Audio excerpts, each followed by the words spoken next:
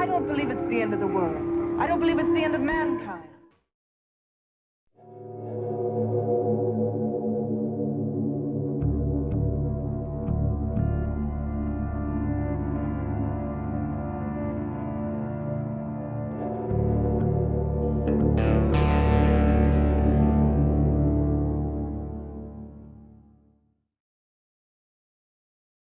Get the fuck up, all of you! On your feet! What the fuck are you still doing sleeping? Why aren't you in your rooms?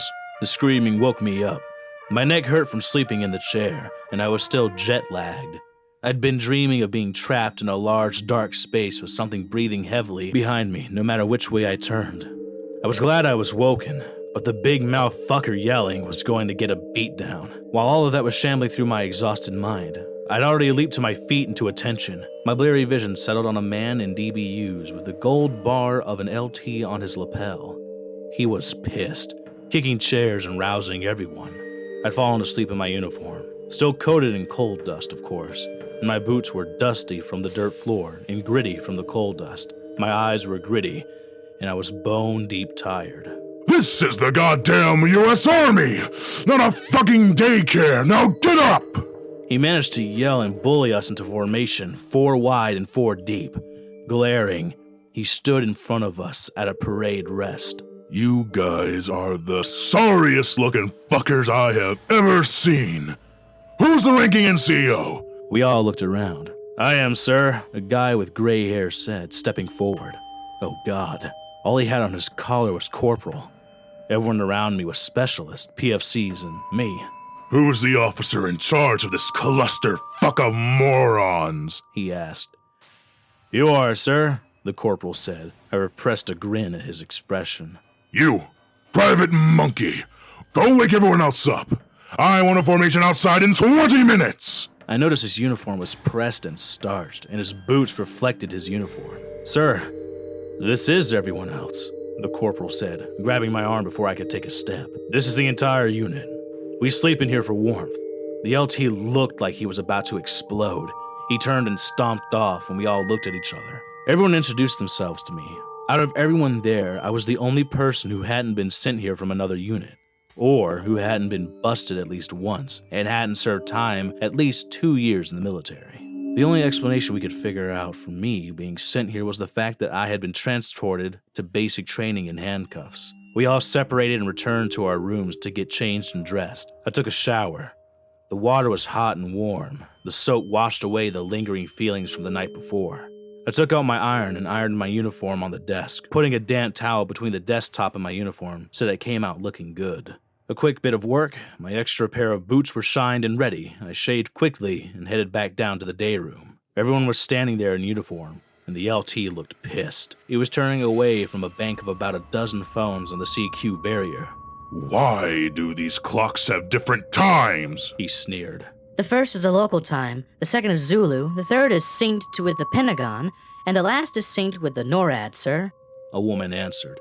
She was E3 and had a leg brace on. I noticed her titties filled her BDU blouse. Who ordered that bullshit?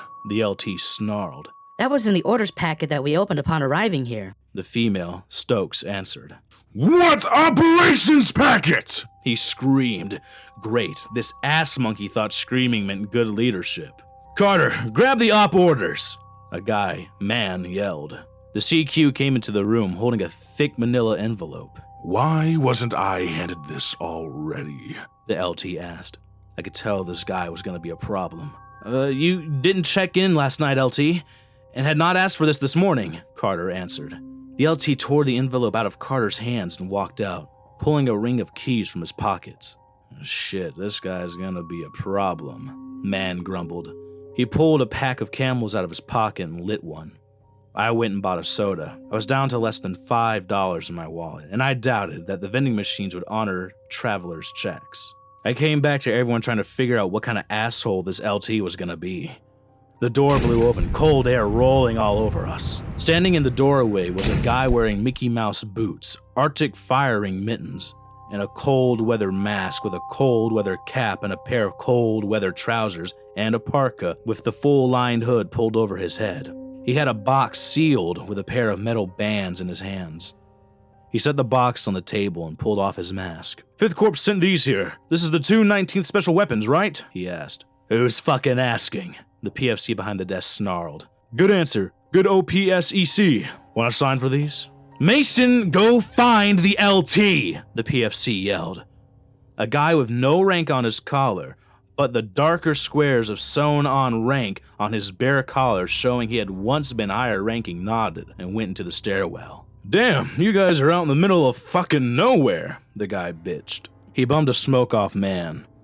"The goddamn main post doesn't even know where the fuck you guys are. And all the maps say this is restricted area for this area.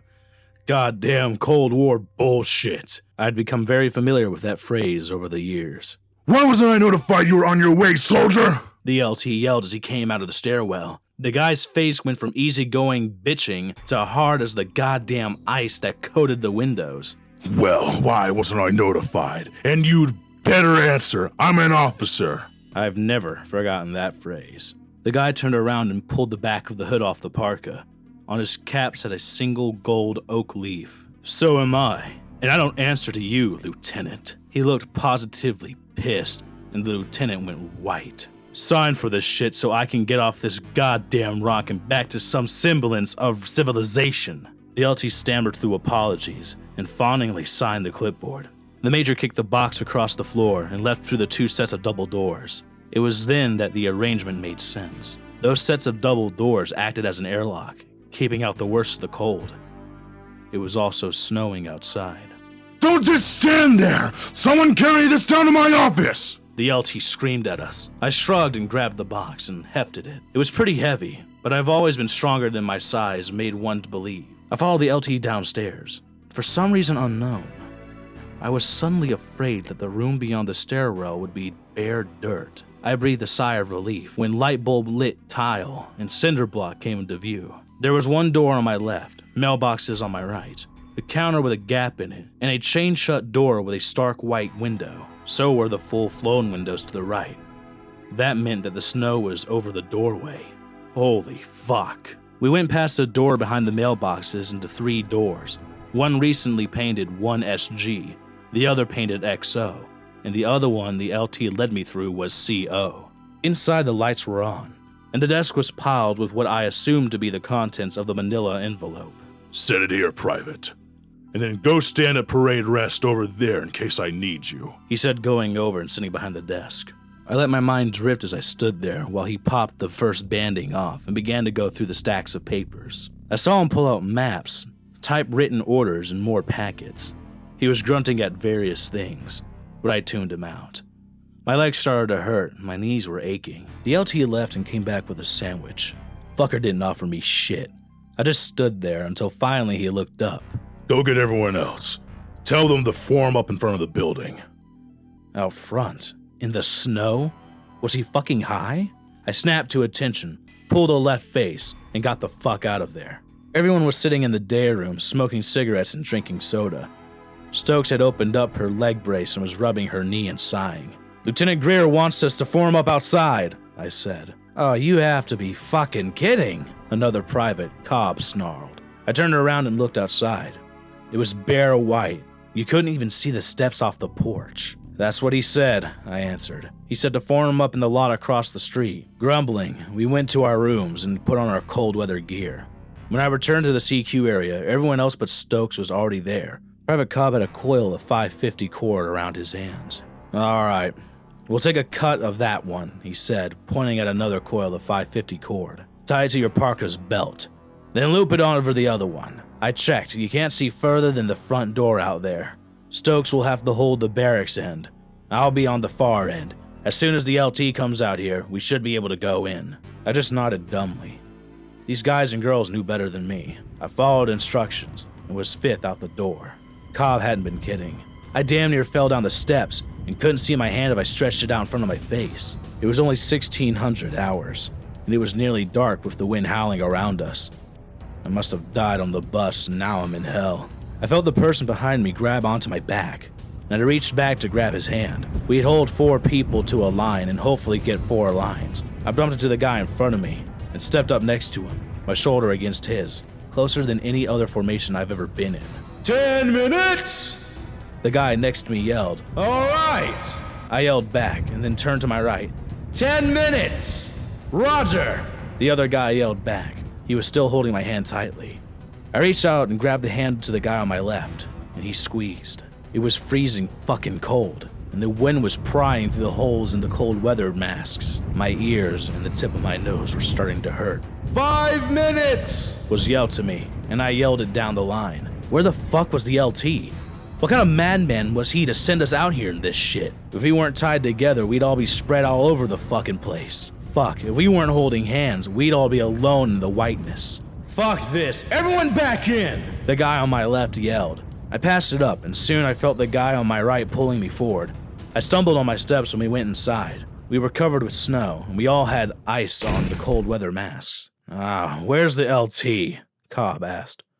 Right here! Why aren't you fuckers in formation? Afraid of some snow, huh? Came the screaming from the stairwell. Sir, look outside! For the love of God, that's a blizzard! Said another guy. I couldn't see his name. Did your recruiter promise that you'd only have to work in the summer? Get your asses outside, goddammit! He yelled. And where the fuck is this rope coming from? Blizzard security measures to make sure nobody gets lost, Cobb said. That's an old wives' tale. You losers better get outside in 5 minutes. If I have to come out and get you, there will be hell to pay! The LT screamed, throwing open the doors and pushing his way outside. Cobb lit up a cigarette and offered me one. I took it, even though I didn't smoke, and looked around. Tell me he didn't just go outside without a tether. Stokes said, shaking her head. Are we going to formation? I asked, looking around. Everyone was taking off their cold weather gear and rolling it up so they could sit on the floor. Don't worry, Private Monkey. After about half an hour, people began wandering off, talking and chattering. Stokes was holding hands with Cobb, and they walked down the hallway together. I walked over to Man. What happens now, Man? I asked, pointing at the door. Don't we try to rescue him? In a November blizzard? At night? Look, Private Monkey, he went out there in a field jacket and winter BDUs and no protective gear, Man told me. He's already dead, isn't he? I asked. Yep, Man said, moving around behind the desk. You get the CQ tonight. Tomorrow morning, we'll call 5th Corps and let them know that they've lost an officer. I stared out the doorway. I later found out that none of the snow stayed on the ground. The winds whipped it around and later dumped it further down the mountain. We were too high up for too much to stay. We found the officer that summer.